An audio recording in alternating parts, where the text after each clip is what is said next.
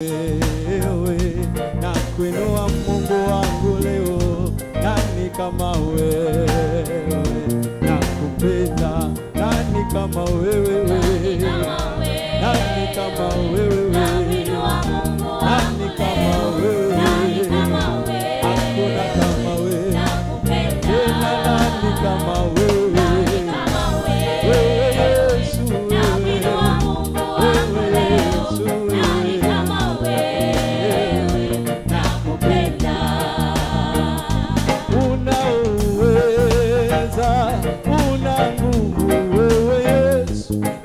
Kama wewe nakupenda,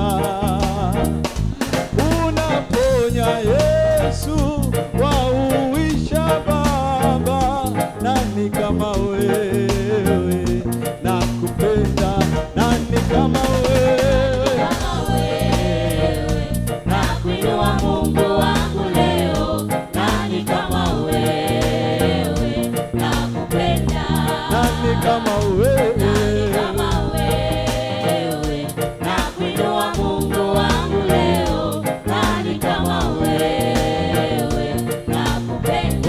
Nani kama wewe? Wewe Yesu, wewe Mungu wangu, wewe Yesu, wewe kama wewe, wewe Yesu, wewe nani kama wewe? Nani kama wewe? Wewe Yesu, wewe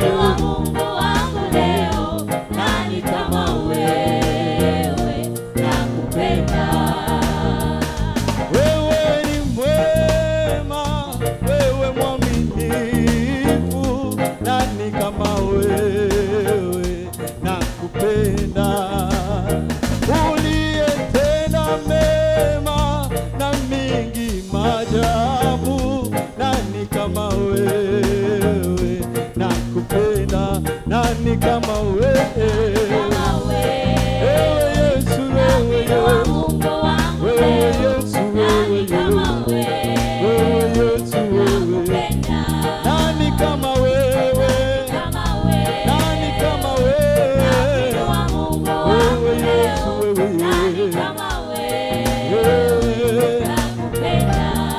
Nani kama wewe Bwana?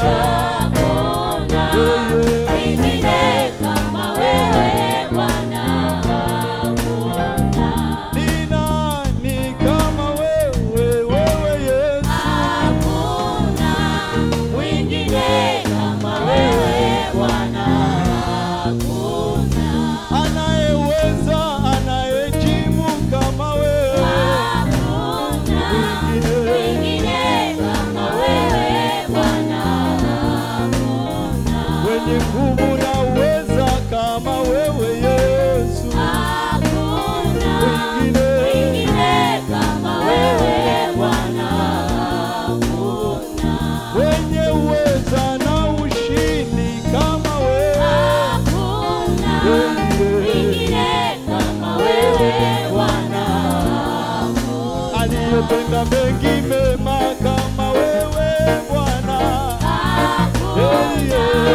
mwingine kama wewe Bwana, haijawa rahisi kufika hapa, ni mkono wa Mungu umenibeba, haijawa rahisi kufika hapa, ni mkono wa Mungu umenibeba, haijawa kufika hapa, haijawa umenibeba, haijawa kufika hapa, yeye mkono wa Mungu umenibeba, kufika hivi tulivyo, ni mkono wa Mungu umenibeba.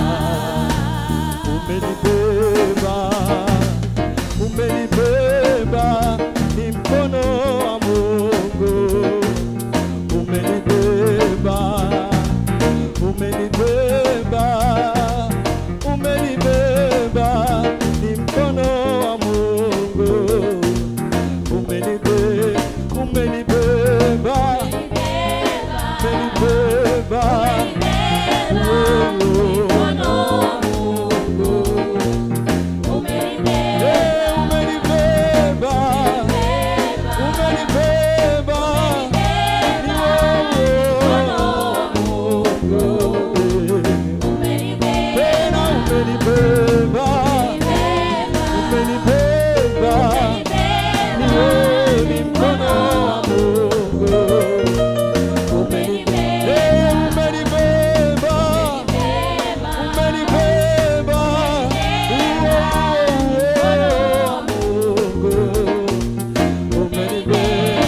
unaweza piga kelele za shangwe mbele za Bwana. Yeye anayestahili sifa zetu, yeye anayestahili shangwe zetu, ni mkono wake yeye Yesu, ambao umetupa neema ya kuwa leo, ambao umetupa neema ya kuwa hapa, ambao umetusaidia kuweza kuwa hivi. Umenibeba, umenibeba, umenibeba, yeye umenibeba, umenibeba,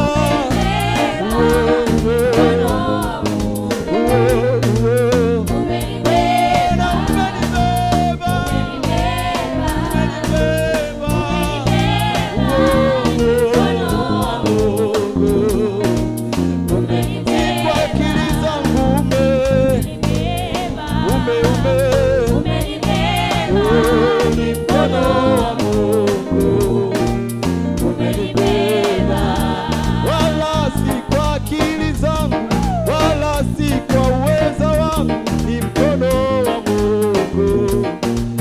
Umenibeba hivi nilivyo, si kwa uweza wangu, ni mkono wa Mungu. Umenibeba uhai nilio nao, si kwa ujanja wangu mimi, ni mkono wa Mungu. Umenibeba, umenibeba, umenibeba, ni mkono wa Mungu. Tena umenibeba, umenibeba, ni mkono wa Mungu. Tena umenibeba, umenibeba, ni mkono wa Mungu. Umenibeba,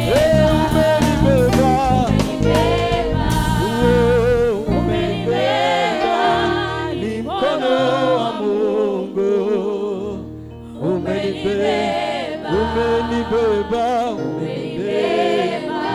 yeye Yesu umenibeba, ni mkono wa Mungu. Umenibeba, sema umenibeba,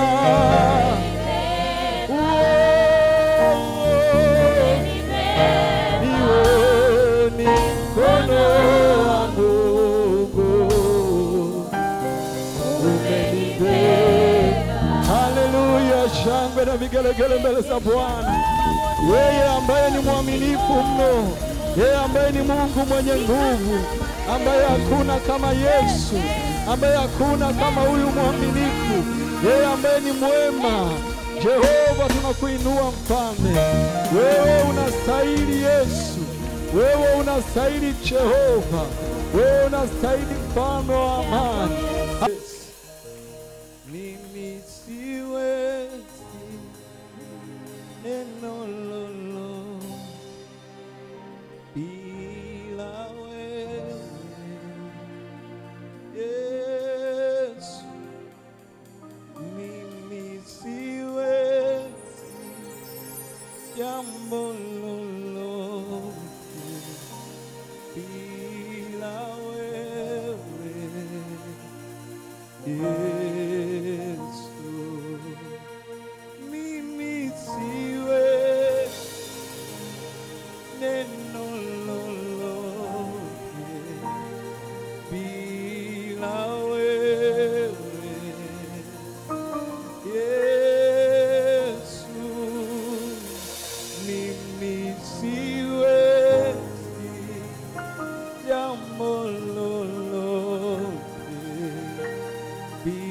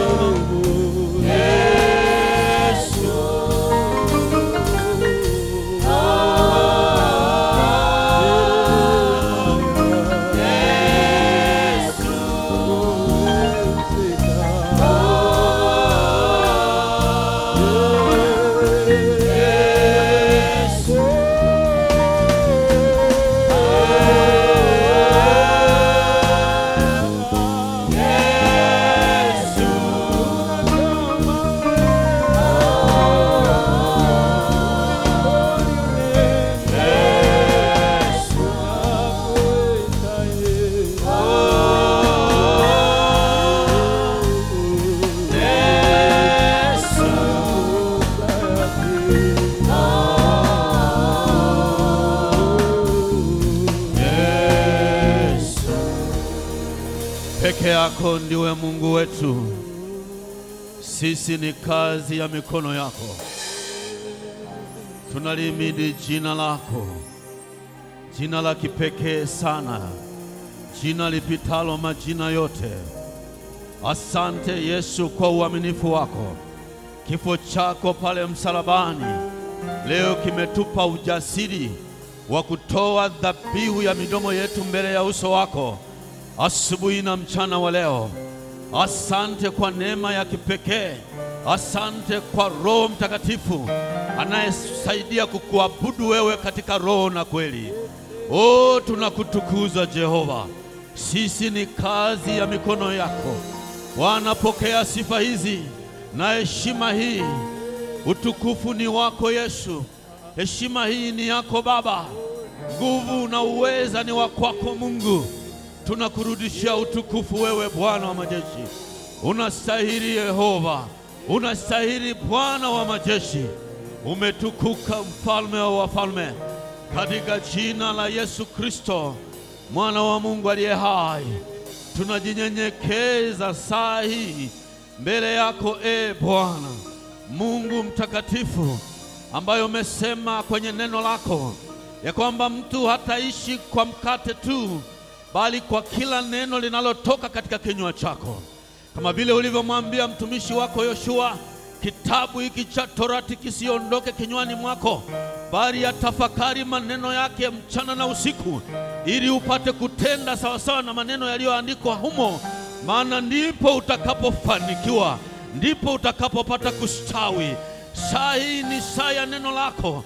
Tunaliweka mikononi mwako neno lako.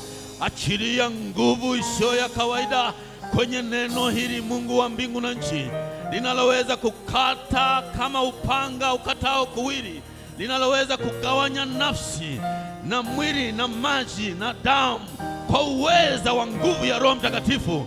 Bwana, tunajinyenyekeza mbele ya uso wako saa hii. Nena nasi, tunaenda kusikia kutoka kwako Mungu wa mbingu na nchi. Mtumishi wako anapoenda kusimama katika madhabahu hii, achilia neema ya kipekee na madhihirisho ya nguvu ya Roho Mtakatifu, ili sisi sote Mungu tupate kuinuliwa katika viwango vingine.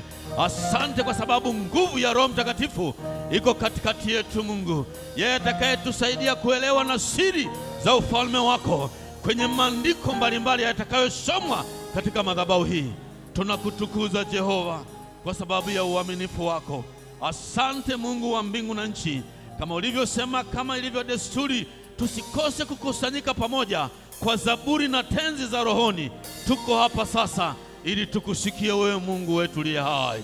Hebu mpigie Yesu makofi yenye nguvu.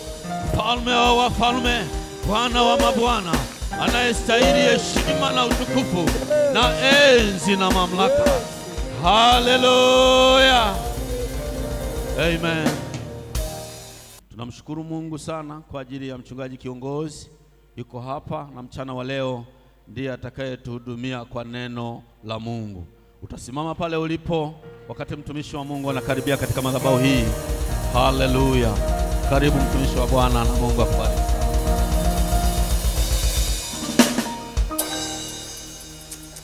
Amen. Asante. Na tuketi.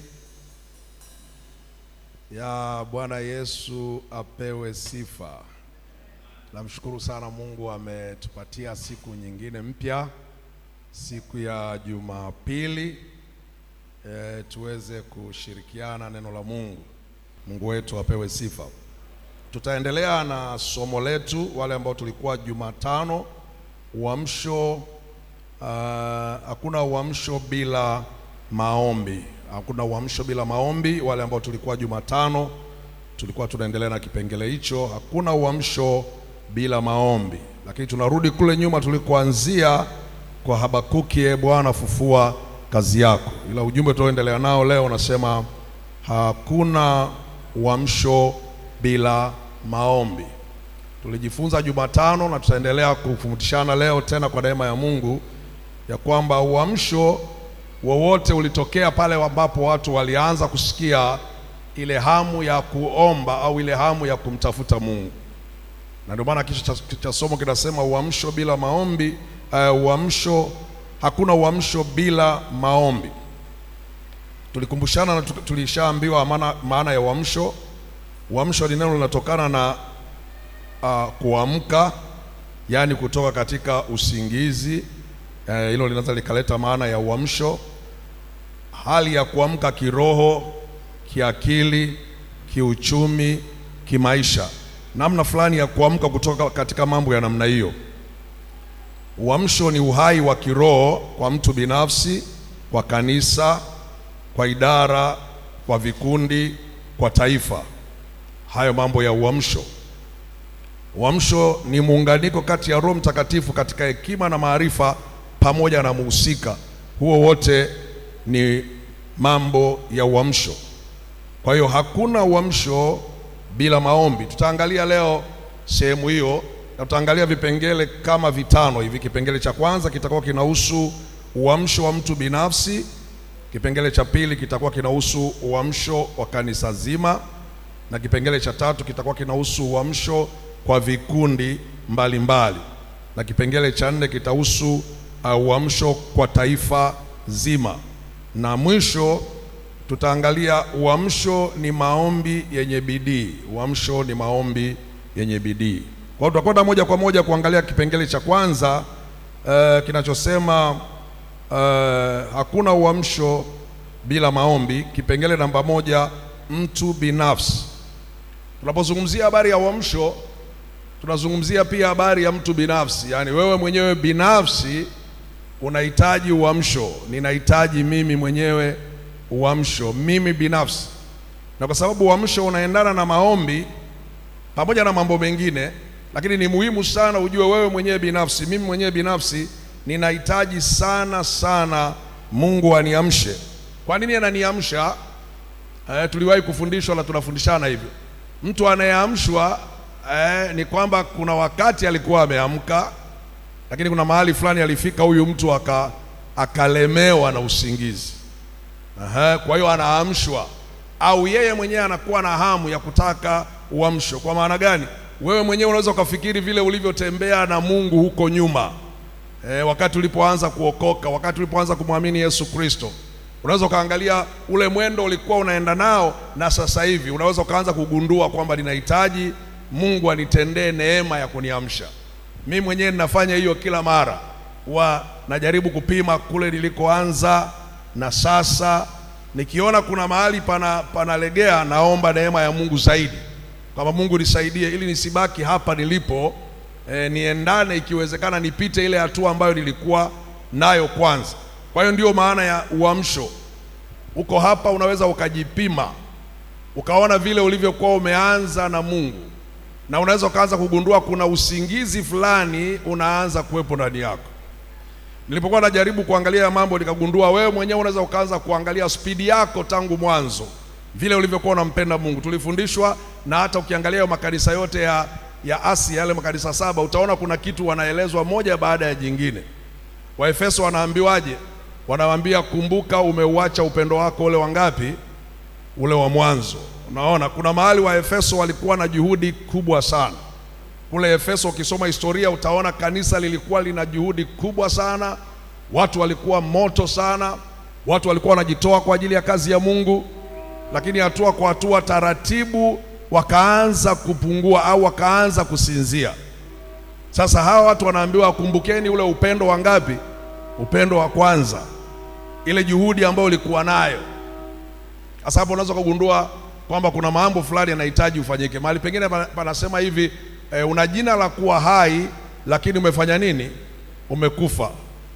Unapewa ushauri uimarishe yale mambo yanayotaka kufanya nini? Yanayotaka kufa. Hayo ni masuala yanahusu uamsho. Sasa tunaangalia mtu binafsi.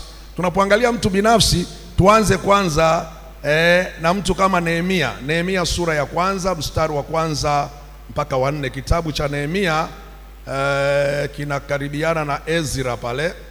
Ukitoka kitabu cha Ezra, mambo ya nyakati ile ya pili ya mwisho pale, ukitoka pale unakuja kitabu cha Ezra, ndio unakuja kitabu cha Nehemia sura ya 1 mstari wa 1 mpaka wa 4. Tunaangalia uamsho wa mtu binafsi. Mtu binafsi. Biblia inasema hivi: ikawa katika mwaka wa kwanza wa Koreshi mfalme wa Uajemi, ili kwamba neno la Bwana alilolisema kwa kinywa cha Yeremia lipate kutimizwa. Bwana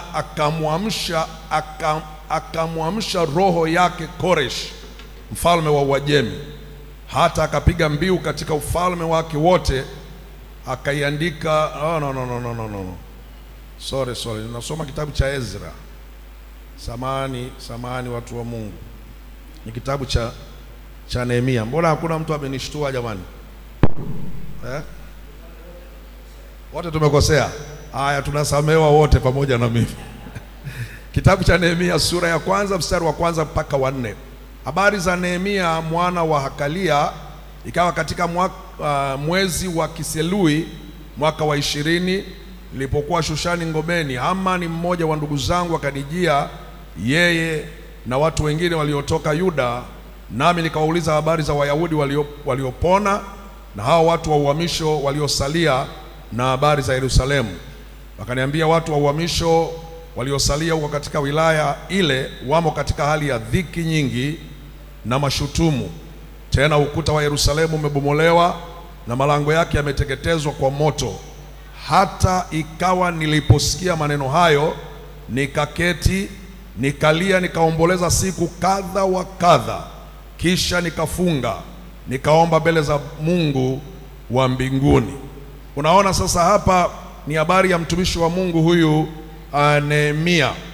Nehemia alikuwa Babeli, lakini anataka kujua habari za Yerusalemu ziko vipi.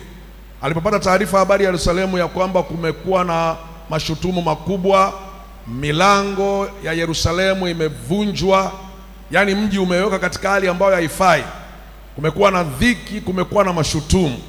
Huyu bwana kabla ya kuambia ndugu zake, yeye mwenyewe binafsi anasema, ndipo nikaanguka mbele za Bwana, nikalia, nikaomboleza kwa ajili ya kule siku kadha wa kadha. Ukiendelea kusoma ile sura ya maombi yake huyu mtu, utaona alikuwa uso wake mbele za Bwana. Katika maombi hayo alikuwa akiomba kwa kunyenyekea, alikuwa akiomba kwa kutubu, alikuwa akiomba rehema kwa Mungu. Na baadaye akapata kabisa uhakika kwenye moyo wake kwamba haya niliyoyaomba yamkini Mungu ameyasikia. Na unajua alikuwa anafanya kazi ikulu huyu bwana. Kesho yake anatakiwa kwenda ikulu kuendelea na shughuli za kazi. Na mfalme ambaye alikuwa anafanya naye anaitwa mfalme Koresh. Kumbe na huyu mfalme Mungu alikuwa amemwamsha roho yake. Unaona, akawa ameamsha roho yake naye awatendee Israeli msaada unaofaa. Uamsho, hakuna uamsho bila maombi. Huyu ameanza kuomba na kumbe na Mungu amemwamsha mfalme Koresh. Ameshamwamsha. Huyu ndugu asubuhi alipokuwa amekwenda kazini, ukisoma sura ya 2, alikuwa anapeleka maji au kinywaji kwa mfalme, na kwa sheria ilikuwa ni hivyo kwamba huwezi ukampa mfalme kinywaji kabla na wewe hujakionja, wakihofia labda mambo ya kuwekewa sumu na kitu kibaya. Na pia unapompelekea mfalme kinywaji au chakula, sura yako inatakiwa iwe ya furaha, isiwe kama ya kwangu labda imehuzunika. Unakuwa na furaha, unakuwa mcheshi. Sura ikionekana imekunjamana kwa namna fulani, mfalme anaagizia tu pale watu unakamatwa, unauawa. Ni Wamedi na Wajemi, hakuna shughuli. Sasa unafikiri huyu ndugu angekuwa na furaha kiasi gani wakati Yerusalemu imefanya nini? Imebomolewa. Kuna dhiki kule Yerusalemu, mambo sio mazuri. Na sasa anafanyaje huyu bwana? Lakini kumbuke amekwisha kuomba, na nimesema hakuna uamsho pasipo maombi. Kumbuka amesha kuomba siku kadha wa kadha, ameutafuta uso wa Bwana na Mungu ameshampa kibali. Alipotokea kwa mfalme, mfalme akamwambia, bwana vipi? Mbona uso wako, mbona unaonekana kama kuna shida fulani? Na huyu bwana akabidi afafanue, na Mungu akampa neema, akamsaidia. Sura ya 2 mstari wa 17 mpaka mstari wa 18, Biblia inasema hivi: kisha nikawaambia, mnaona hali hii dhaifu tulionayo, jinsi Yerusalemu ulivyo hali ya ukiwa na malango yake yalivyoteketezwa kwa moto. Haya, na tuujenge tena ukuta wa Yerusalemu ili tusiwe shutumu tena. Nikawaeleza habari ya mkono wa Mungu, habari ya mkono wa Mungu wangu ulivyokuwa mwema na juu yangu, pia na maneno ya mfalme alioniambia. Nao wakasema, haya, na tuondoke tukajenge. basi wakaitia mikono yangu nguvu kwa kazi hiyo njema. Unaona uamsho, hakuna uamsho bila maombi. Sasa huyu ni mtu binafsi, huyu ni mmoja tu, huyu ni mtu mmoja anaitwa Nehemia. Nehemia akaelekeza uso wake mbele za Bwana na Mungu akampa ramani au mambo yatakavyokuja. Kwa kifupi niseme, kupitia Nehemia akaja sasa akawashirikisha watu wengine, akawashirikisha Waisraeli, akamwambia jamani, mambo yako namna hii, tuna mashutumu makubwa kama taifa la Israeli. Kule Yerusalemu malango yamevunjwa, kule Yerusalemu kwa katika hali ya dhiki, watu waliosalia hawana furaha, na mimi nimeona mkono wa Bwana na mfalme ameniambia mambo haya na haya. Mnaonaje ndugu zangu? Maandiko yanasema wale ndugu wakashikamana pamoja, wakamwambia Bwana, sisi tuko tayari, basi twende tukaujenge Yerusalemu. Wakaitia mikono ya Nehemia nguvu kwa ajili ya ile kazi njema. Kwa hiyo unaona, maombi yanayosababisha uamsho yanaweza yakaanza na mtu mmoja binafsi, kwa hali ambayo ameiona katika ulimwengu wa kiroho. Anaona hali inavyoendelea sio nzuri kwa taifa, kwa kanisa, kwa mambo yalivyo kule ambako kanisa lilitoka na hapa kanisa lilipo sasa hivi. Kwa nini pako namna hii? Mtu mmoja anachukua wajibu wa namna hiyo, anasababisha uamsho, na uamsho huu ukatokea. Hawa ndugu wakaanza kupanga mipango ya kujenga Yerusalemu. Walikutana na vizuizi, walikutana na pingamizi, lakini mwisho wa siku wakashinda. Ni mtu mmoja alisababisha uamsho huo kwa njia ya maombi. Natamani sana tunapoendelea na mipango yetu ya maombi, wewe binafsi hebu anza kubeba haya mambo. Usiyachukue kama taarifa za kanisani tu, usichukue kama mpango tulioupanga kama liturujia fulani. Hebu na wewe uyaone, macho yako yafunguke, uone mashutumu jinsi yalivyo, uone kanisa jinsi ambapo limefikia, uone uchovu na usingizi ulioko ndani ya kanisa, ili hata unapokuja katika hayo maombi ukiwa na wenzako au wewe mwenyewe binafsi ukiwa unakuwa unamwambia Mungu maneno kama haya alikuwa anasema Nehemia. Nimesoma maombi aliyokuwa anasoma Nehemia mbele za Bwana, yanaonyesha amejua hali halisi ya wana wa Israeli. Na mimi natamani wewe na mimi binafsi, Bwana aguse moyo wangu, aguse moyo wako, uone tunahitaji mzigo mkubwa. Ninafanya kila toka mwaka jana mpaka mwaka huu. Huu ni mwaka wa pili sasa. Tuliongea na mchungaji Benti, huu ni mwaka wa pili sasa. Tangu Januari mwaka jana mpaka Disemba, kila siku ninatuma maandiko ya kusoma. Kuna grupu niko nalo lina watu kama 270. Alafu kuna watu binafsi ninawatumia. Alafu kuna watu wanatuma kwenye grupu nyingine. Lakini ninapowauliza watu wale, saa nyingine nafanya makusudi, tunatuma andiko lilishapita huko nyuma na lituma. Unaona, alafu watu wanasema asante, nashukuru sana. Wakati hilo andiko nao watumia lilishapita, inanionyesha kwamba watu hao wamelala kiasi gani. Unaweza kuona kanisa lilivyofikia mahali limelala. Yaani hata anasema uongo, nashukuru kwa leo, ujumbe wa leo uliotuletea, wakati ule ujumbe sio wa siku ile, ni ujumbe umeshapita siku 4. Nataka nione tu kama watu wako serious kusoma au wanafanyaje. Unajua jambo moja linalosababisha kulala usingizi ni kutokuwa na hamu ya kusoma neno la Mungu. Halo, unakosa hamu ya kusoma neno la Mungu. Hiyo ni moja ya usingizi. Kama tangu asubuhi mpaka jioni, kama hayo maandiko tu matatu, labda Samueli wa kwanza sura ya 26 na sura ya 20 ngapi? 25 na 26 na 27. Zaburi 130, Wakorintho wa pili wa kwanza mlango wa 3. Hizo haya unazisoma tu mara moja, alafu unaanza kutafakari. Lakini kwa sababu kuna usingizi wa kiroho, hamu ya kusoma hakuna. Mwandishi anasemaje? Nimeliweka neno lako moyoni mwangu nisifanye nini? Nisikutende dhambi. Kwa hiyo kama hukuna hamu ya kusoma, maana yake huna neno la Mungu moyoni mwako. Hutakuwa ni tayari utaharibikia. Anasema neno lako ni taa na mwanga wa njia zangu, si ndio? Kwa hiyo unaposoma neno la Mungu lenyewe hili ni taa, ni mwanga. Sasa kama hata ile la kutumiwa ndugu soma, ile hamu imepotea, wewe una usingizi wa kiroho. Nigusie jirani yako, mwambie inaonekana unasinzia ndugu yangu.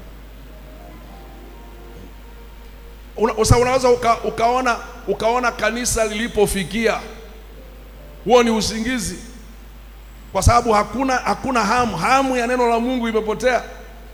Ukikosa hamu ya kula chakula, ukienda hospitalini watakutia drip za kulazimisha wewe ule chakula. Ukikosa hamu ya kula, maana yake afya yako itadhoofika. Unaposoma neno la Mungu inaonyesha kuna uhai ndani yako, maana neno la Mungu lenyewe liko hai.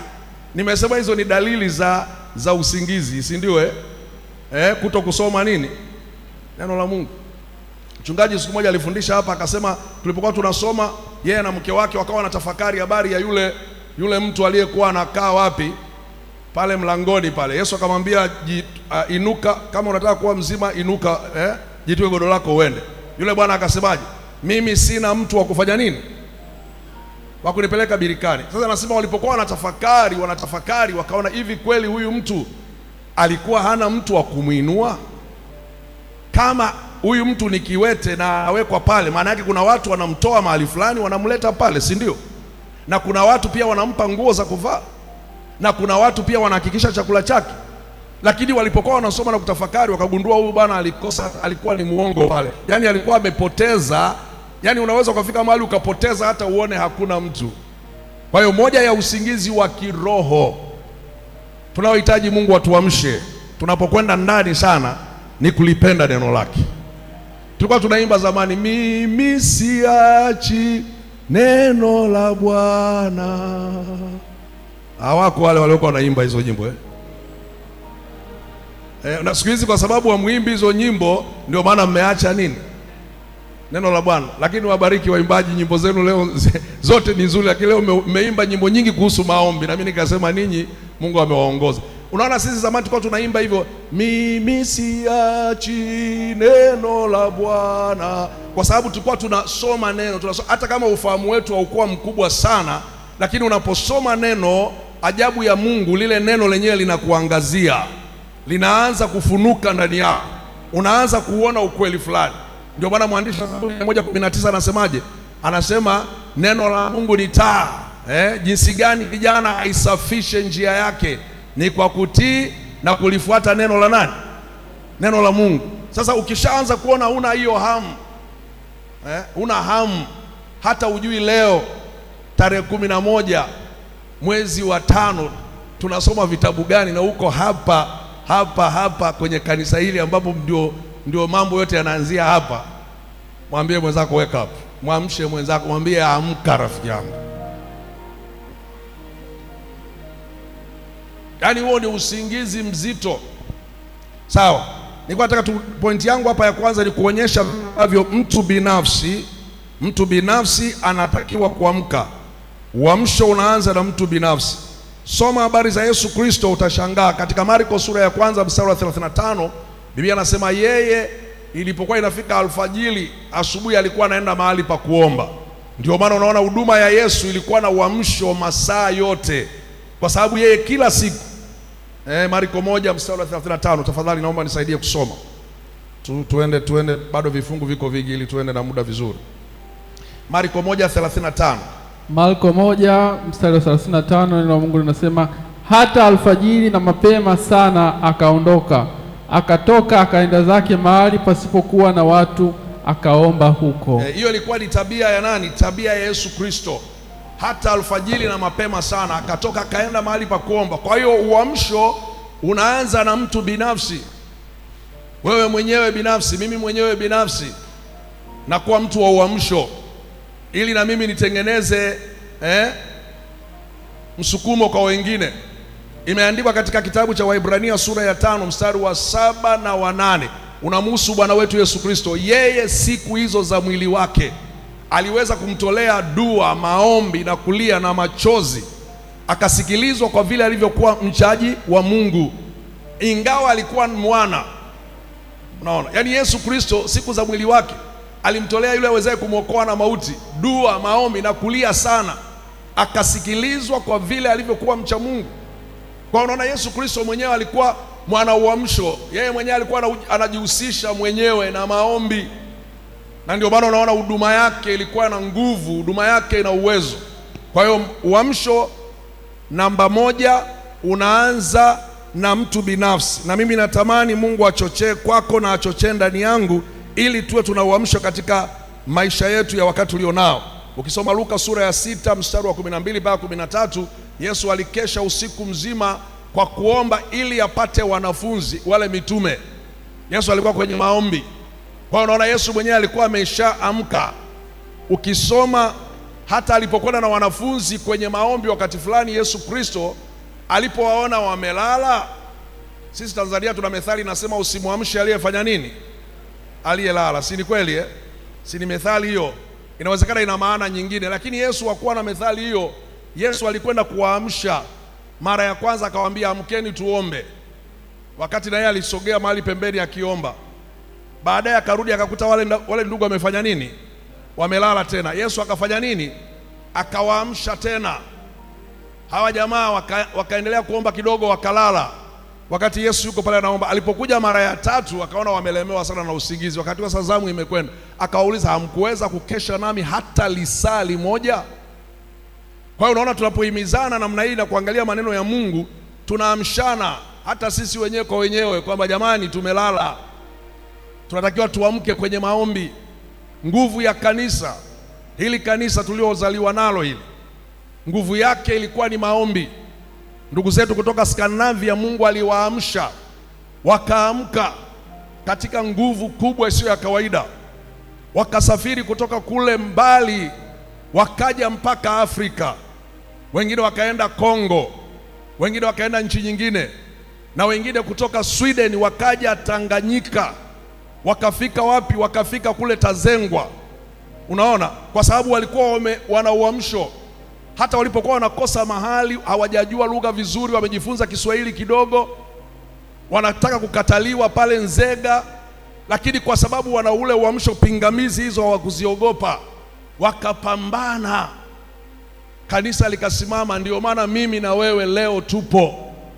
Kama mimi leo ninashindwa kusoma maandiko, basi wapendwa, tumelemewa na usingizi. Tumelemewa na usingizi. Tunahitaji tuamke. Biblia anasemaje? Maandalizi ya moyo ni ya nani? Ni ya mwanadamu, bali jawabu la ulimi kutoka kwa nani? Kutoka kwa Bwana. Kwa lazima tuchukue mzigo huu, tusikie kabisa huu ni wajibu wetu sisi, Mungu aliyotuokoa. Kwa tunaona uamsho wa binafsi. Unaweza kusoma pia habari ya Ezra sura ya 7 mstari wa 10. Utaona Ezra alitafuta uamsho. Andiko anasema akaitafuta sheria ya Bwana, akajifunza ile sheria ya Bwana, akaitenda, alafu akawahubiria wana wa Israeli hukumu na sheria za Bwana. Mtu kama Elia Mtishibi, wakati wake pia alifika, akaona mambo hayakai sawa sawa.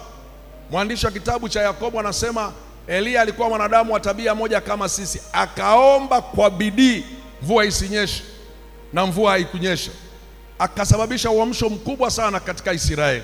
Maana Waisraeli walikuwa wameacha njia za Bwana, wamegeukia mabahari, wako kwenye sanamu.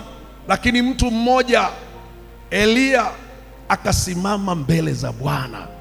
Uamsho, mtu mmoja. Iambie nafsi yako kwamba wewe mwenyewe utakuwa, usiseme kwa sauti, lakini iambie tu nafsi yako kwamba mimi nataka niwe mmoja wa uamsho.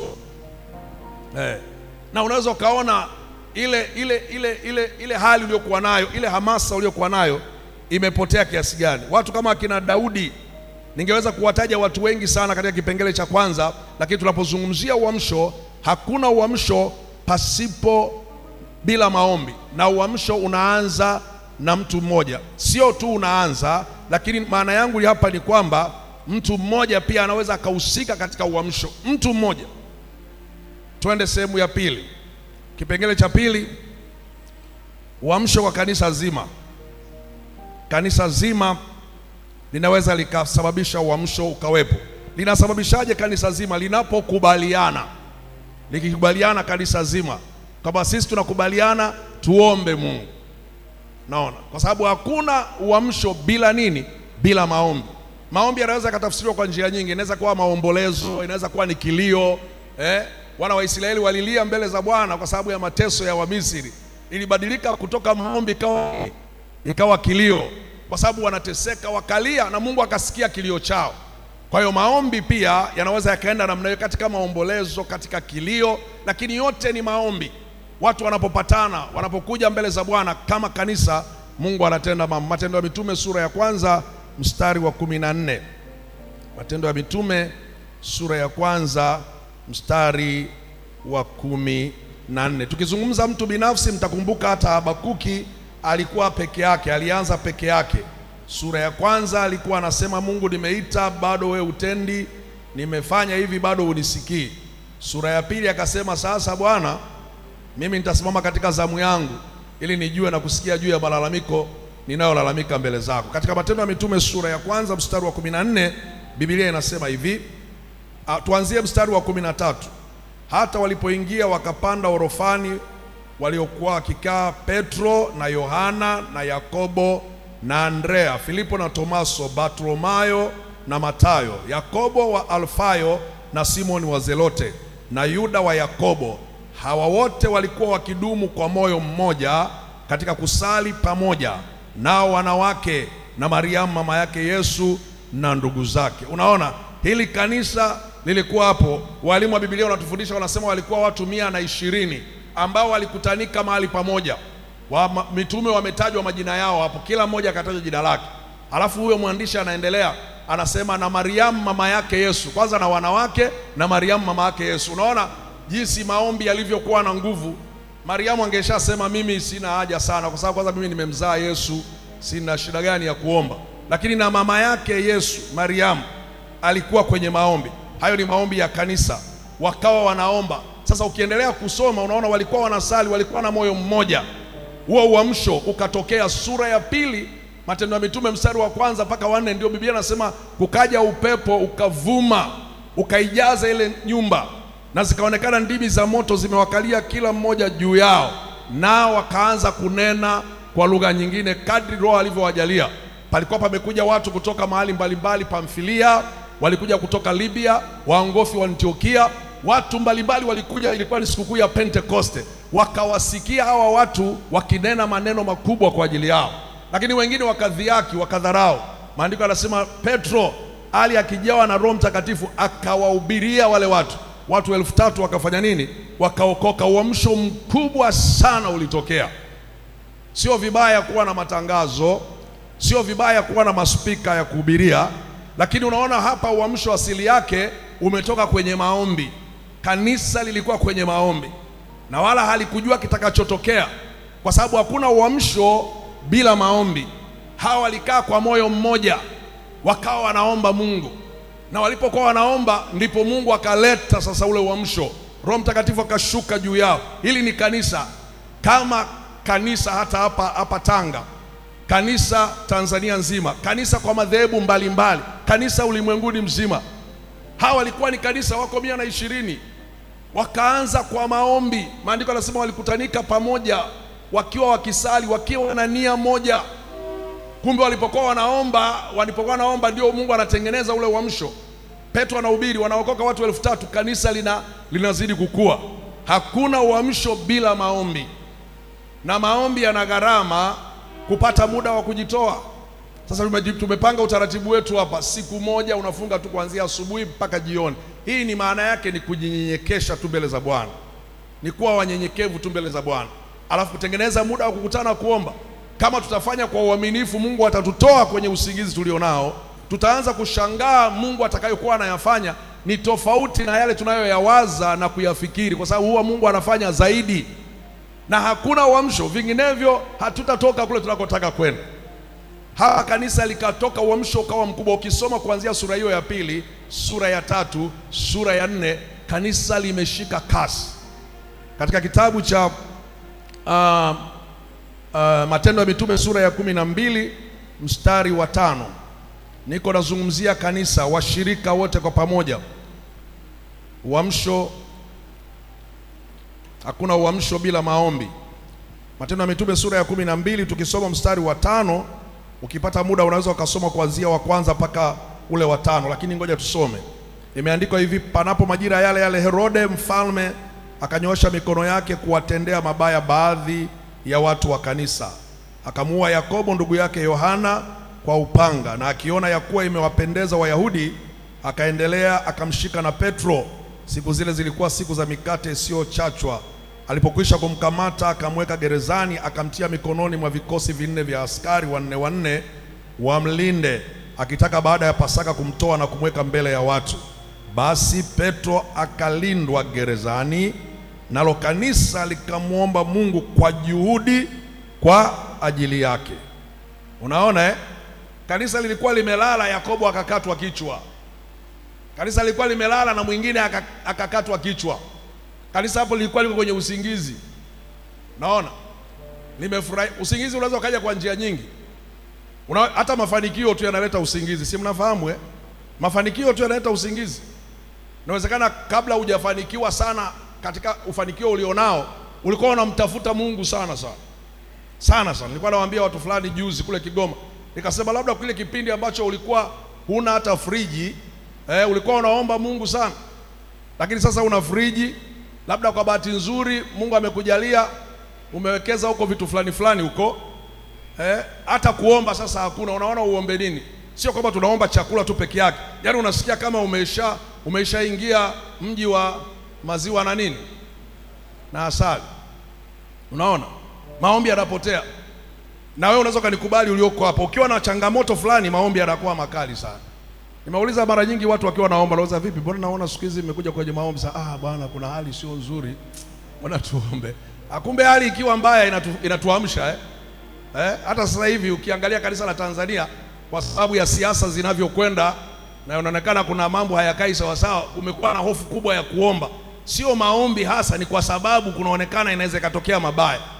Sasa sisi tunaendelea kuomba tangu mwanzo, tunaendelea tuache kuombea nchi. Lakini unaweza kukuta watu wanakazana kuomba kwa sababu wamepita kwenye changamoto fulani. Maana yake ile changamoto ikipita hana muda wa kufanya nini? Wa kuomba. Hakuna uamsho ambao unakuja pasipo maombi. Kanisa likalala, Yakobo akauawa na mtu mwingine akauawa. Mwanamke ya Mariamu akasema hapana, Yakobo amemshika na Petro. Baada ya Pasaka huyu mtu atafanya nini? Atauawa. Kwa hiyo hawa ndugu wakasema hapana, twende mbele za Bwana. Biblia inasema wakaomba kwa juhudi kwa ajili ya nani? Ya Petro. Na kuna muujiza mkubwa sana ulitokea, uamsho mkubwa sana ulitokea. Mungu akasikia yale maombi, ikabidi atume malaika kutoka mbinguni aje amtoe mtu wa Mungu kwenye gereza, na Petro akatoka. Ukiendelea kusoma mambo ya uamsho mkubwa ukaendelea. Kanisa likatiwa nguvu, Herode akafa, wale waliokuwa kinyume na kanisa nao wakamalizwa. Kanisa likawa lina nguvu isiyo ya kawaida. Hakuna uamsho pasipo maombi. Mwambie jirani yako, hakuna uamsho pasipo maombi. Kwa sababu uamsho asili yake ni kuomba. Kuomba ni kumtafuta Mungu. Kuomba ni kunyenyekea mbele za Mungu. Kuomba ni kumwambia Mungu sisi hatuwezi, kama tulivyokuwa tunaongozwa hapa kwenye wimbo. Sisi hatuwezi, bila wewe hatuwezi lolote. Naona tumefundishwa kuomba sio kumwagiza Mungu fanya hiki fanya hiki. Kuomba ni kwa unyenyekevu. Maamuzi yote yako kwa nani? Yako kwa Mungu. Lakini wewe unajipeleka mbele za Bwana, unanyenyekea mbele za Bwana. Alafu Mungu mwenyewe anayeamua, anapoona mioyo yetu kweli imepondeka, imenyenyekea, tuko tayari kumtafuta Mungu, tuko tayari kumwambia Mungu sisi hatuwezi, nia yetu na mioyo yetu imenyenyekea chini ya Mungu. Mungu analeta uamsho. Na mimi ninaona kuna kitu Mungu anataka kukifanya kwa kanisa hapa Tanga. Tukishikamana vizuri na tukasikia mzigo ndani ya mioyo yetu, kila mtu kwa nafasi yake, kila kundi kwa nafasi yake, tukasema Mungu wewe ndio unaweza, sisi hatuwezi. Huyu Mungu hajabadilika. Ni yeye yule jana na leo na hata milele. Yule Mungu aliyewasikia wale watu wa zamani, yule Mungu aliyewasikia watu wa katikati, yule Mungu aliyekuwa anakusikia wewe wakati ule umeamka, bado yuko tayari hata sasa kulisikia kanisa, kuona kwamba kanisa linaamka. Unaona wakina Petro, nimekuambia hawakuwa na mavyombo makubwa, hawakuwa na matangazo siku ile, isipokuwa walikuwa na uamsho ambao sio wa kawaida, na ule uamsho wenyewe ukafanya matangazo yakaenda kule. Kwa hiyo kanisa, jamani, tuamke. Hapa kanisa lilikuwa limeamka. Mariamu mama yake Yesu alikuwa kwenye maombi, lakini hapa kanisa likaamka kwa ajili ya nani? Kwa ajili ya Petro, kwamba Mungu tusaidie, tusaidie. Ni kweli Yakobo ameuawa, ni kweli mtu mwingine ameuawa, na huyu naye atauawa. Walipokuwa wanalia mbele za Bwana, wanautafuta uso wa Bwana, uamsho ukatokea. Mungu akasikia mbinguni, akamtuma malaika wake na Bwana akaja akafanya. Kwa hiyo kuna uamsho katika mambo ya namna hiyo. Kanisa likipatana, kanisa likipanga mpango kama huu ambao tumepanga sasa hivi, tuupange huu mpango. Natamani usiwe sheria, natamani uhamishe kwenye moyo wako. Bwana Yesu apewe sifa. Usikie na wewe kwamba kuna hali ambayo hapa tulipo sipo. Hapa tulipo sipo. Hapa tulipo sipo. Inawezekana ndipo, lakini tumepunguza nini? Tumepunguza ile kasi, tumepunguza ule mwendo. Kwa tunamhitaji Mungu tuongeze kunyenyekea, na Mungu sio mtu, sio mwanadamu hata aseme uongo. Tukinyenyekea Mungu anafanya nini? Anatokea. Mimi nawaambia huyu ndivyo Mungu anavyofanya. Bwana Yesu apewe sifa. Tuna ushuhuda hapa katika maombi haya. Wakati ule tulipokuwa tunapambana sana, tukawa tunaombea hilo jengo hapo, mtakumbuka wale ambao mko hapa. Tukasema sasa tumwambie Mungu wetu, kwa sababu yeye ndio mwenye uwezo, tumwambie hilo jengo hapo lisichukuliwe na mtu yoyote, sisi tupewe. Jengo hilo lilikuwa halijulikani hati ni ya nani, miaka zaidi ya 20 hati haijulikani wala hatujui ni nani anayo. Tulipomaliza yale maombi kwa kunyenyekea, mlango ukafunguka, nikaitwa benki ya NBC pale kwamba tunasikia mnatafuta kile kiwanja, karatasi hizi hapa. Mchungaji Nko akaenda Moshi, tukapata zile karatasi za huo uwanja. Hakuna mtu alikuwa anajua. Huyu Mungu tulikuwa tumeamua kunyenyekea. Mnakumbuka jamani? Mnakumbuka? Kama Mungu huyu anaweza kufanya mambo kama hayo, si anaweza kufanya zaidi ya hayo? Kuna mahali fulani tunahitaji Mungu atuamshe. Tukaambiwa hilo jengo, na wala sio miaka mingi, nadhani ni miaka 4 iliyopita, si ndio? Ni kama miaka 4 iliyopita. Tukaambiwa milioni 40. Na tukaambiwa tutoe milioni 20 kwanza tuchukue hilo jengo. Sasa labda pia tumelala kwenye sadaka. Unajua kama pia utoi sadaka pia una usingizi. Nimepita kona nyingine. Mguse jirani yako, mwambie kama utoi sadaka pia kusinzia.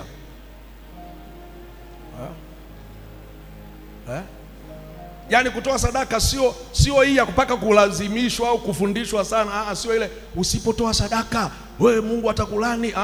Kutoa sadaka unatakiwa uelewe unayemtolea ni nani? Ni Mungu. Kutoa sehemu yako ya 10 unatakiwa ujue unayemtolea ni nani? Ni Mungu. Lakini ukiona kama watu sasa hawatoi sadaka, watu hawatoi sehemu ya 10, wanazimia zile pesa, huo ni usingizi. Ni usingizi. Maana yake hatakuwa na fedha wakati ule. Tungekuwa na fedha tungefanya nini? Tungechukua hilo eneo hapo kirahisi kabisa.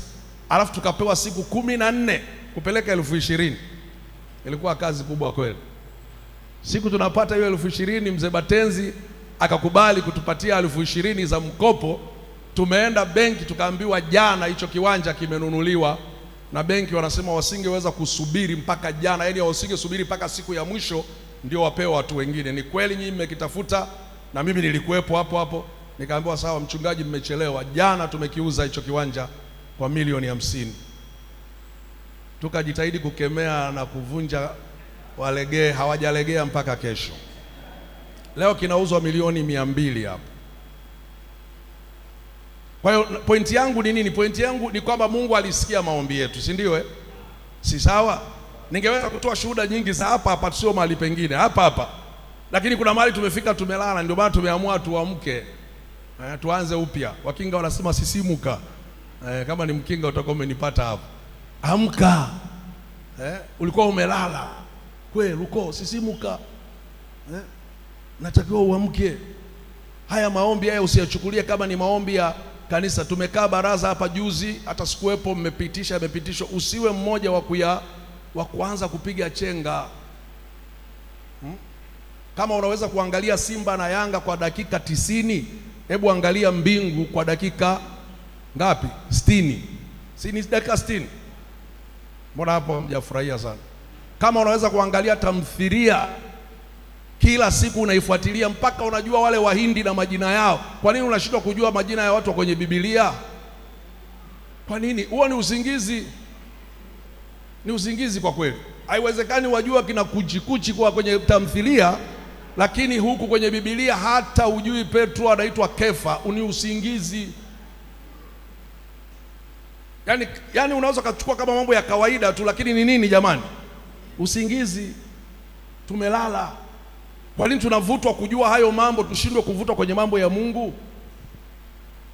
Yesu anawaambia wale hata lisali moja, hakuna uamsho pasipo nini jamani? Pasipo maombi. Tukitaka Mungu aendelee kuibadilisha hii Tanga, lazima na sisi wenyewe tukubali kujitoa.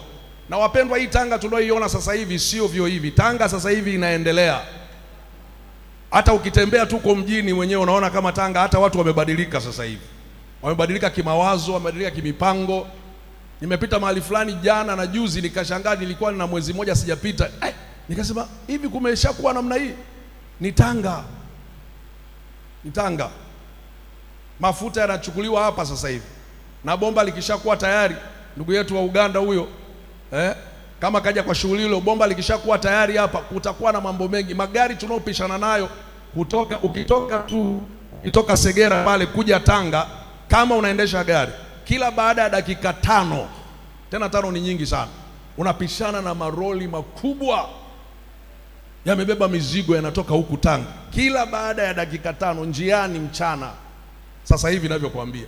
Kwa hiyo Tanga inaenda kubaya. Sasa kanisa likiwa limelala ndio litakuta limepotea kabisa.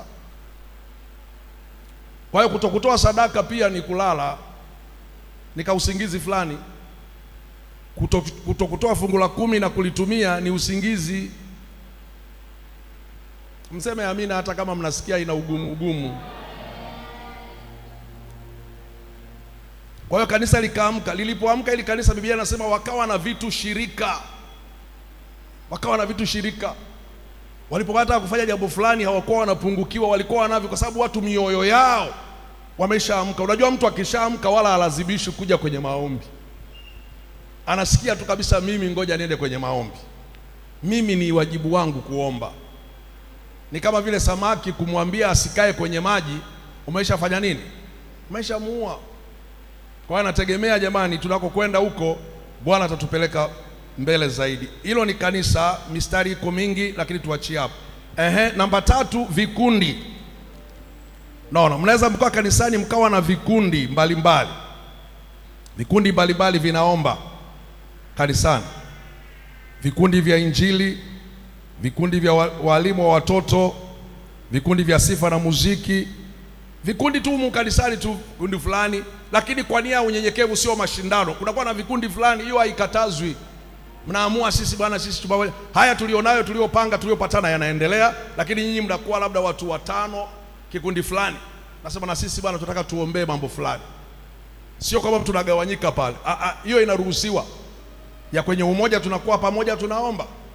Ukisoma kwenye Biblia, wana wa Israeli walipokuwa wanatoka Misri, walipofika njiani, Waamaleki wakawa wanawapiga wana wa Israeli.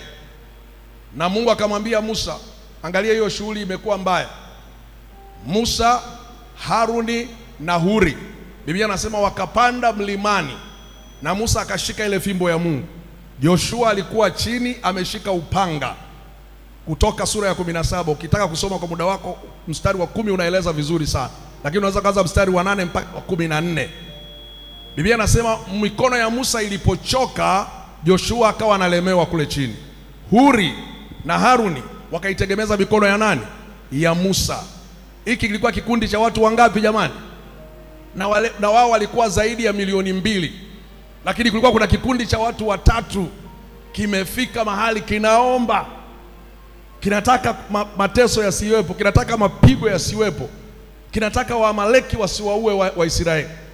Kwa hiyo unaweza kukutana kikundi kanisani, kikundi cha kina baba, sio tu kupanga mipango tu ya ukarabati, sawa, sio mbaya. Yaani sio kasema hiyo nimeitoa. Sio tu kupanga tu mipango ya ukarabati, tunapanga na mipango ya kukutana kimaombi.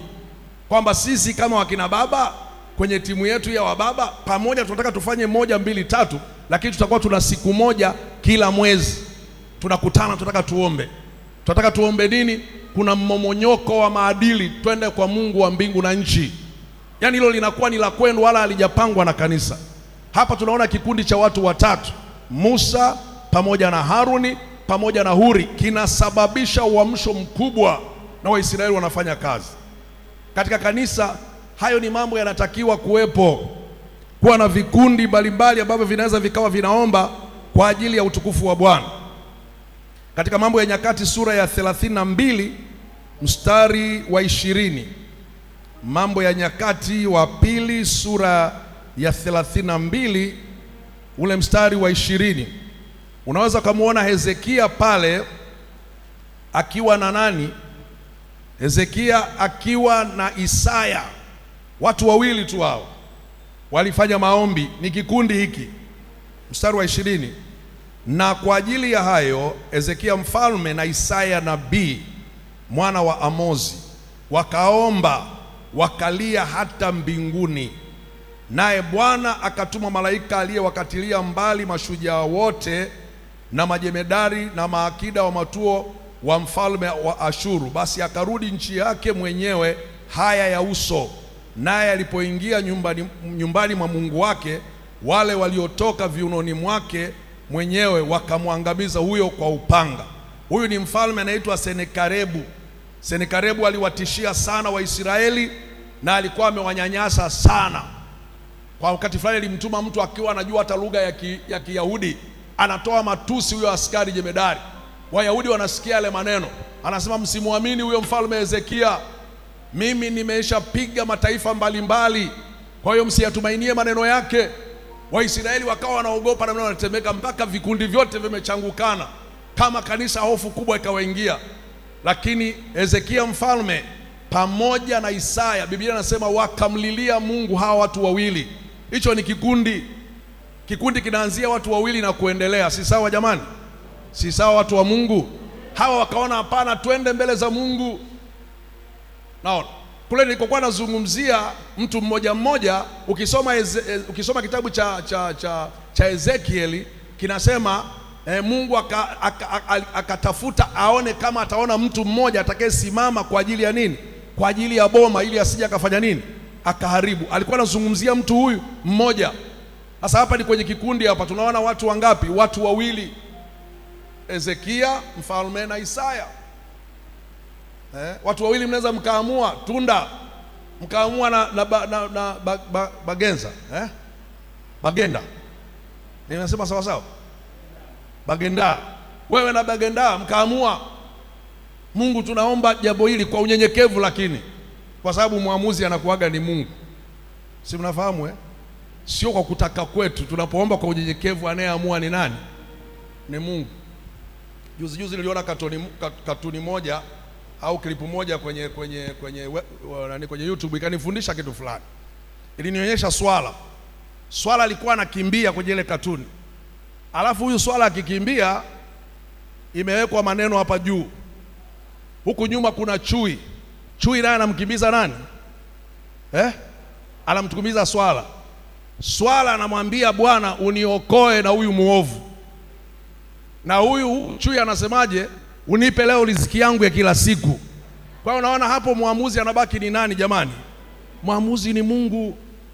Kwa hata tunapoomba tunatakiwa tusije tukaomba kwa kiburi, yeye ndiyo muamuzi. Sijui tunaelewana ninachozungumza Unaona swala anajua sala ya Bwana inasemaje? Uniokoe na huyu nani? Huyu muovu. Lakini huyu naye anayekuja naye ana mstari ule sala ile, Bwana unipe leo riziki yangu ya kila siku. Kwa hiyo anakimbiza riziki. Sasa Mungu ndo ataamua swala kwa siku hiyo apone, au swala kwa siku hiyo awe riziki ya nini? Ya chui. Kwa hiyo hiyo inatufundisha nini? Inatufundisha pia tunapoomba tuwe tuna unyenyekevu, tusiombe kwa kiburi, tusiombe kama Mungu tunaona kama tukamwagizia tu kama bwana mdogo sijui. Mungu ni Mungu. Kwa sababu yeye kwanza anaangalia hata na mioyo yetu. Anasema anakaa kwenye mioyo iliyopondeka na kunyenyekea. Kwa anapotuona tunapoomba kwa unyenyekevu, kama Mungu tumeshindwa, hali halisi tunayoiona kwa kweli haiko sawa sawa, Bwana tutembelee. Haya maombi tuliyoyaandika, hata mnapoomba pia Mungu anaweza akawapa ufunuo kwenye kundi, mkapata upana zaidi. Hatubaki pale pale kwenye yale, unapata upana zaidi. Mungu atatoa ufunuo ili tuombe. Kwa hiyo kuna vikundi pia vinahitajika kuomba. Hapa tumemwona Isaya pamoja na mfalme Hezekia wakaomba. Huyu Senikarebu ambaye alikuwa anawatisha, jeshi lake likauawa. Mungu alituma tu malaika. Yaani wala hatuna haja ya kuhangaika. Mungu alituma nini? Malaika akawapiga. Alafu Senikarebu akarudi kwenye nchi yake. Wakati anarudi, wale waliotoka viunoni mwake yeye mwenyewe wakafanya nini? Wakamuua, wanaabudu miungu yao. Hayo hakuna uamsho pasipo nini jamani? Maombi. Lazima tukubali kuomba. Na kuomba huko tujinyekee. Na mimi nasikia kabisa sio tu Tanga, ninaona nchi nzima ya Tanzania Bwana anakwenda kuliamsha kanisa. Nasema Bwana anakwenda kuliamsha kanisa. Au Bwana anaenda kuamsha mtu mmoja mmoja wa kweli, sio watu wa uongo, watu wa kweli. Mungu anaenda kuamsha kwa ajili ya taifa letu la Tanzania. Mathayo sura ya 18, tafadhali soma mstari wa 20.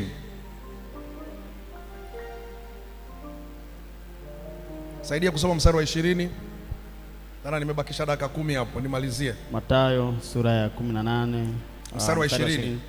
Kwa kuwa walipo wawili watatu wamekusanyika kwa jina langu, nami nipo hapo katikati yao. Hapa Yesu anazungumzia habari ya vikundi. Kwa kuwa walipo wawili au watatu kwa jina langu, hivyo ni vikundi. Hawa watu watatu wawili wamekusanyika kwa jina la Yesu. Wana mambo wanataka kuomba, wana mambo wanataka kumsemeza Bwana. Anasema kwa kuwa walipo wawili au watatu wamekusanyika kwa jina langu, mimi niko pale. Kwa hiyo hicho ni kikundi. Mnaweza mkaomba kundi la kwaya pamoja na kuimba, lakini mkapanga siku za maombi. Unajua mnapojipanga kuomba pia inaanza kututiisha kiroho. Unaanza kusikia tu una namna fulani za kiroho, kwa sababu Biblia inasemaje? Nikaribieni na mimi nitafanya nini? Nitawakaribia. Yaani kuomba ni kukaribia. Naona ni kumkaribia Mungu. Kwa hiyo unamkaribia Mungu. Kundi la mashemasi. Halo? Kundi la mashemasi. Sisi hatujaweka shemasi kiongozi na hatutaweka. Lakini kundi la mashemasi, naweza mkamuona mzee wa kanisa, wazee wa kanisa wakaambia Bwana, sisi mashemasi pamoja na maombi haya yaliyopangwa kwenye utaratibu tunaendelea nayo, lakini tumeamua kwa mwezi tuna siku yetu kuja mbele za Bwana. Kama mkiwa ni wanaume mnaweza mkaamua, kwa sababu mchana mko kwenye mihangaiko, mkaamua hata Jumatano usiku mkafika hapa saa 2 mkaomba Mungu mpaka kwenye saa 8 mkaomba Mungu. Kundi la mashemasi, Bwana tutembelee, Mungu tunakuhitaji wewe, hali hii ni dhaifu. Hata tunapohubiri hao watu wanaotumia chupa, wanaotumia chumvi, wanaotumia, ni kwa sababu kanisa limelala. Yaani hivyo vitu kwa sababu kanisa limefanya nini? Liko kwenye usingizi. Ndio maana sasa kila mtu anajaribu kubangaiza na chochote tu cha kudanganyia watu ili waamini habari za Yesu. Nilihubiri juzi, nimefundisha kule Kigoma. Nikawaambia Yesu kama leo angefufuka Petro kutoka kwa wafu, yani Petro akafufuka, alafu akakuta wahubiri wamebeba chumvi, wamebeba mapakti ya maji, ndio wanaenda kuombea watu, Petro angebidi afe tena. Kwa sababu angeona kuishi kwenye nchi ya namna hii kwa kweli umepoteza mwelekeo. Kwa sababu yeye wakati wake hakuwa na mambo ya namna hiyo. Kama Biblia inasema ingawa kivuli cha Petro. Sasa Petro angekuwa na muda wa kubeba chumvi jamani? Petro angekuwa na muda wa kubeba makopo ya maji? Kwa hiyo kama angekuta wahubiri tumefikia kuchoka kiasi hicho, angejirudia huko alikotoka. Kwa hiyo kuna usingizi fulani. Na jamani, unajua ni vizuri kuambiana ukweli au kujikubali. Unajua kuna watu mtu saa nyingine unaweza kuwa unaumwa ukasema siumwi, lakini unaumwa. Ukiumwa sema unaumwa tu. Acha ujanja, unasema uumwi. Vipi hasi? Lakini kama unaumwa bwana, unaumwa, kubali. Sasa sio dhambi. Unajua kuna tatizo la kukubali imani kwamba ni mgonjwa na kukataa ugonjwa. Sasa unaweza ukasema siumwi wakati unaumwa, ndio. Lakini pointi yangu hapa ni hivi, kama una kitu unaona hiki sikiwezi, sinacho, ukubali. Unataka uendeshe gari kwa imani, haleluya nina gari, haleluya, naweka gia. Huo ni utoto wa kijinga sana. Kama huna gari unasema tu sina gari, na wala hutabadilika. Acha magari ya imani. Usiendeshe gari la imani, utakuja kugongwa barabarani. Unajua point yangu hapa, nataka tujikubali. Tunapoona kanisa limefika mahali limekwama, tukubali na sisi. Nataka huu mzigo ubebe kama Mkristo. Haleluya. Tuna ndugu wengi wamerudi nyuma. Hatuwezi kukubali hali ya namna hii. Kwa nini wanarudi nyuma? Inawezekana kwa sababu kuna usingizi wa kiroho. Kuna wengine wanatoka wanaenda kwenye maimani mengine ya upotovu. Kwa nini wanakwenda kule? Inawezekana kuna usingizi wa nini? Wa kiroho. Lazima tuamke. Tukiamka, moto wa Mungu ukiwepo, neema ya Mungu ikitutembelea, watu hawatakimbia. Jina la Bwana Yesu libarikiwe. Mungu wetu apewe sifa. Isaya 62 mstari wa 6 tafadhali. Isaya 62 mstari wa 6. Alafu tutakwenda namba 4 ambayo ni mwisho hapo, namba 4, maombi kwa ajili ya taifa zima. Isaya 62 soma mstari wa 6. Isaya 62 mstari wa 6. Nimeweka walinzi juu ya kuta zako, Yerusalemu. Hawatanyamaza mchana wala usiku. Ninyi wenye kumkumbusha Bwana, msiwe na kimya. Bado hujamaliza, labda kama Biblia yako imeisha. Imeishia hapo mstari wa 6. Yeah. Hebu endelea. Mstari wa 7. Wala msimwache akae kimya. Ndio nilikuwa nataka twende huko. Mpaka atakapofanya imara Yerusalemu na kuufanya kuwa sifa duniani. Bwana ameapa kwa mkono wake wa kuume na kwa mkono wa nguvu zake, hakika sitawapa adui zako nafaka yako tena kuwa chakula chao, wala wageni hawatakunywa divai yako ulioifanyia kazi, lakini walioivuna ndio watakaoila na kumhimidi Bwana. Asante. Mstari wa 6 na wa 7. Nimeweka walinzi juu ya kuta zako, Yerusalemu. Hawatanyamaza mchana wala usiku. Ninyi wenye kumkumbusha Bwana, msiwe na kimya, wala msimwache akae kimya, mpaka atakapoufanya imara Yerusalemu na kuufanya kuwa sifa duniani. Anasema nimeweka walinzi juu ya kuta za nini? Za Yerusalemu. Hivi ni vikundi, walinzi hawa ni vikundi. Vikundi vimewekwa. Alafu huyu anatufafanulia, anasema enyi wenye kumkumbusha Bwana, msimwache Bwana akae kimya. Hao walinzi sio wa kuwa na mikuki ya kupiga watu wengine anatuletea sasa. Sisi anasema nyinyi unaomkumbusha Bwana, msimwache Bwana akae kimya, msinyamaze. Yaani tumepewa nafasi kama kanisa, tumepewa nafasi kama vikundi, vikiwepo hivyo vinamkumbusha Bwana, Bwana hali hii sio nzuri, kumekuwa na ukiwa, mbona nimepungukiwa, mbona tunazidi kushuka, mbona hatuendi kule tunakokwenda, imekuwaje? Mchungaji alifundisha kule Kange, wale mlikuwepo kule Saruji. Ukiangalia wale wazee wa kwanza hawakuwa na vyombo vya usafiri kama tulivyo navyo leo. Hawakuwa na magari makubwa na spika kubwa kama tulizokuwa nazo sisi miaka ya sasa hivi.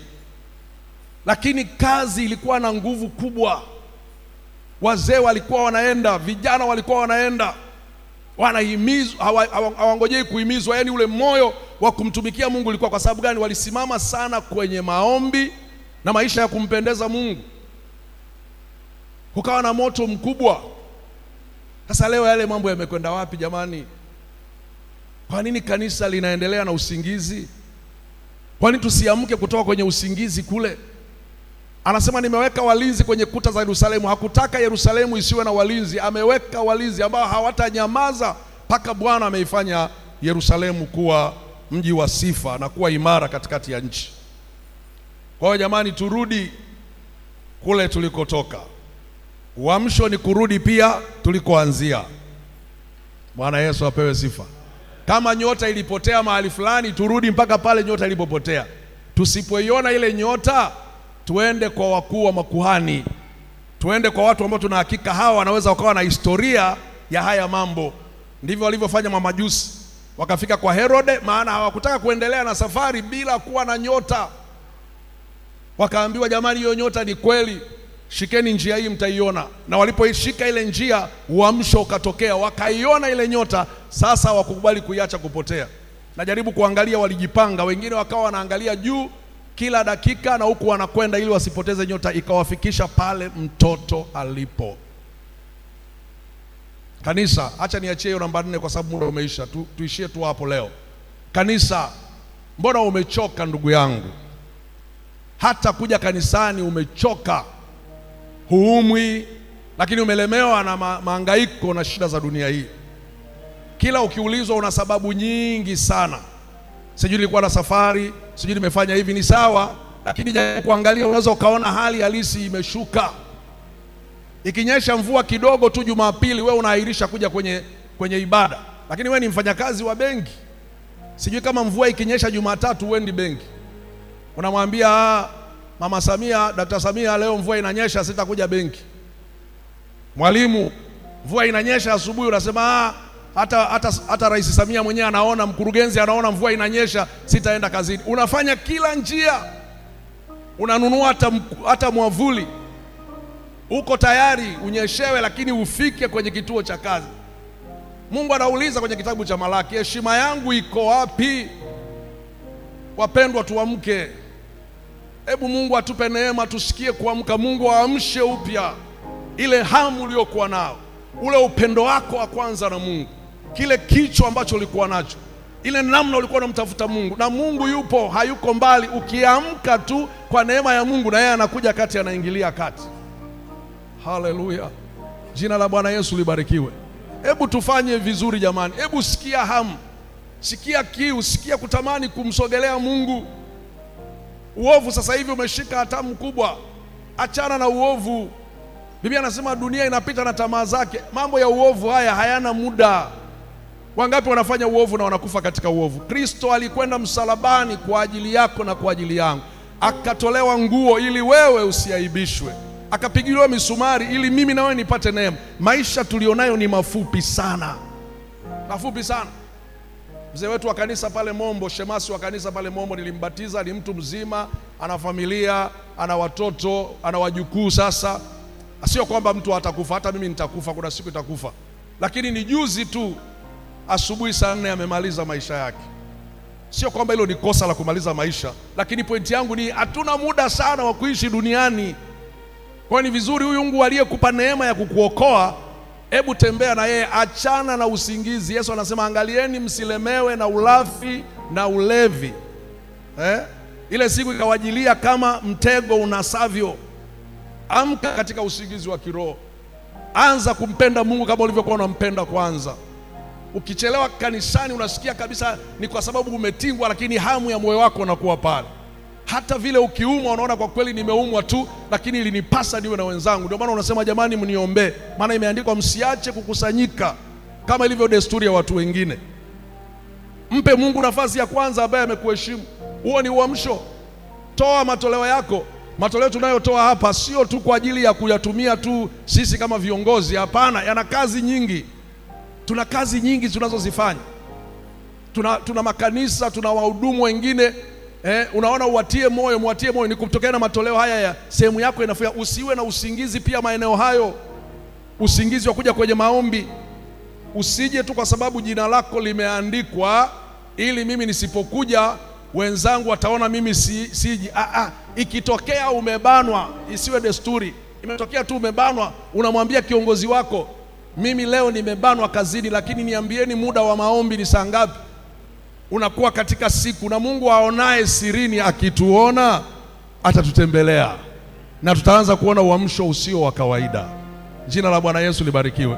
Wale tuliokuwa hapa jana huko juu kulijaa watu kote huko, hata kama sio watu wetu, ni watu wa Mungu, lakini watu walijaa. Na sasa tunatamani hawa watu wajae. Wanajaaje? Lazima Mungu atuamshe kwanza. Unajua akishatuamsha katika maombi tukiwa waombaji, hata ule ushuhuda tutakuwa nao.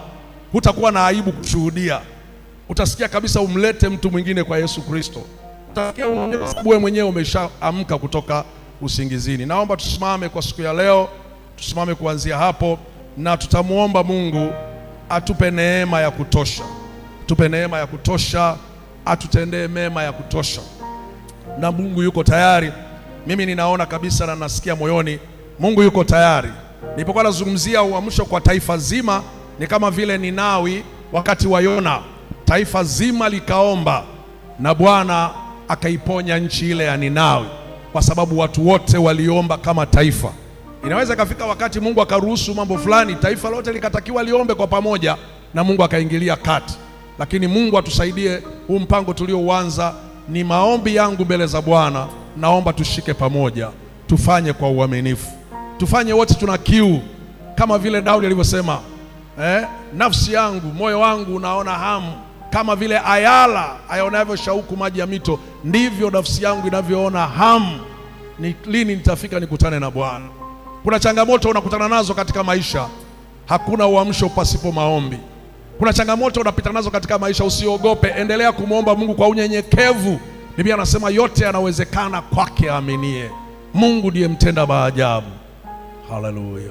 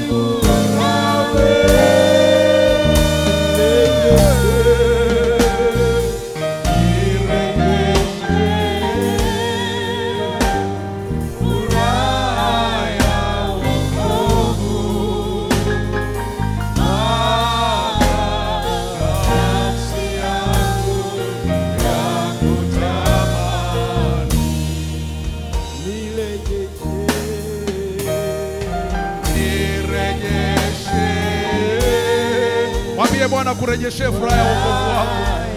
Ni wapi umesinzia? Ni wapi una usingizi? Mwambie Bwana, nirejeshe furaha ya wokovu. Bwana alikuokoa sio kwa bahati mbaya, alikuokoa kwa makusudi makubwa. Mwambie Bwana, rejeshe furaha ya wokovu wako. Nirejeshe roko sararaba. Dunia inapita na tamaa zake. Nafsi yangu yakutamani. Mungu katika ghadhabu anakumbuka rehema. Inua mikono yako, mwambie Bwana, nirejeshe furaha ya wokovu wangu. Mwambie Bwana, niondoe katika usingizi huu ambao unanilemea. Bwana amekuokoa wewe. Bwana ana makusudi na maisha yako. Bwana alikupa kipawa. Bwana aliweka karama ndani yako. Bwana aliweka mzigo ndani yako. Ulikuwa una hamu ya kuomba, ulikuwa una hamu ya kumtafuta Bwana, ulikuwa unasikia hamu ya kuwashuhudia watu ambao hawajaokoka, ulikuwa tayari kuwasaidia watu wasioweza, ulikuwa tayari kukesha kwenye maombi. Hiyo roho imeenda wapi? Mwambie Bwana kurudishie furaha ya wokovu wako. Ulikuwa na msamaha unapokosewa, lakini sasa una visasi, sasa una visa. Mwambie Bwana aondoe hiyo roho ya kisasi, uwe na roho ya msamaha kama ulivyoanza tangu mwanzo. Baba, katika jina la Yesu Kristo, tunakushukuru Bwana mchana wa leo. Tunasimama mbele za uso wako Jehova, tunanyenyekea Mungu, tunaomba msaada wako. Pasipo wewe hatuwezi Bwana, pasipo wewe kanisa lako hatuwezi. Mipango mingi tunakuwa nayo kila mara, na mpango wa maombi sasa. Bwana tusaidie, tutie nguvu Bwana, tia nguvu wanaume, tia nguvu wanawake, tia nguvu vijana, tia nguvu vikundi mbalimbali katika kuomba Bwana. Ulisema Bwana tukutafute kwa bidii, maana unapatikana. Ulisema unawapenda wakupendao, na wakutafutao kwa bidii watakuona. Mungu tupe, tutie bidii mbele zako Jehova. Raka sakarabantara sharara ritarabasakanamo ritaramantara shararaba. Haleluya, haleluya. Tusaidie Bwana, tusaidie Mfalme. tusaidie Bwana, achilia karama na vipawa. Leta maudhirisho katikati ya kanisa Jehova, lete madhihirisho yako Jehova, wafungue waliofungwa katika vifungo mbalimbali. Mungu tunakushukuru, Baba tunakushukuru. Tazama kanisa lako tunanyenyekea, maana pasipo wewe hatuwezi lolote Bwana. Uturejeshe furaha ya wokovu wetu, turejeshe Roho Mtakatifu. Wengine tumeacha kunena kwa lugha, wengine tumemzimisha Roho Mtakatifu, wengine tumemzima Roho Mtakatifu, wengine tumemhuzunisha Roho Mtakatifu. Bwana tufufue kwa upya, tufufue kwa upya Bwana, tufufue ndani yetu ili Roho yako Bwana afanye kazi ndani yetu. Haleluya, haleluya, haleluya.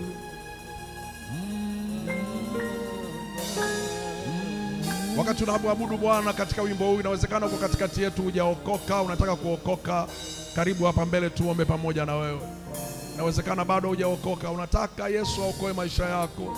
Kama upo katikati yetu, karibu tuombe pamoja nawe. Unasikia kuna ukame kwenye moyo wako, unasikia kabisa unajitahidi kuomba, ni kama unakandamizwa, kama kuna majinamizi ya kukandamiza, nguvu za kuomba zinakosea. Unataka tuombe pamoja nawe, watumishi wa Mungu wako hapa wataomba pamoja nawe. Njoo hapa mbele tuombe pamoja nawe. Njoo hapa mbele tutaomba pamoja nawe. Bwana akutie nguvu kwa upya. Bwana akusaidie utembee katika nguvu mpya. Haleluya. Nafsi yangu ya kutamani. Baba yetu na Mungu wetu, katika jina la mwanao mpendwa Yesu Kristo, tunakushukuru Bwana kwa ajili ya ibada hii ya leo. Asante kwa ajili ya watu wako, tuliketi hapa tangu asubuhi. Bwana, endelea kufafanua maneno haya kwenye mioyo yetu. Wabariki watu wote waliokuja mahali hapa, watoto wadogo pamoja na walimu wao. Baba, tunakushukuru. Asante kwa ajili ya watumishi wako, wachungaji, wazee wa kanisa, mashemasi na viongozi wa idara. Tunaweka mikononi mwako. Wageni mbalimbali waliotutembelea, washirika wote, tunawaombea neema Bwana. Tunapoanza wiki lijalo, Mungu ukapate kutubariki, ukatutendee mema. Tunaahirisha ibada hii mchana wa leo katika jina la Baba na Mwana na la Roho Mtakatifu. Amen. Amen.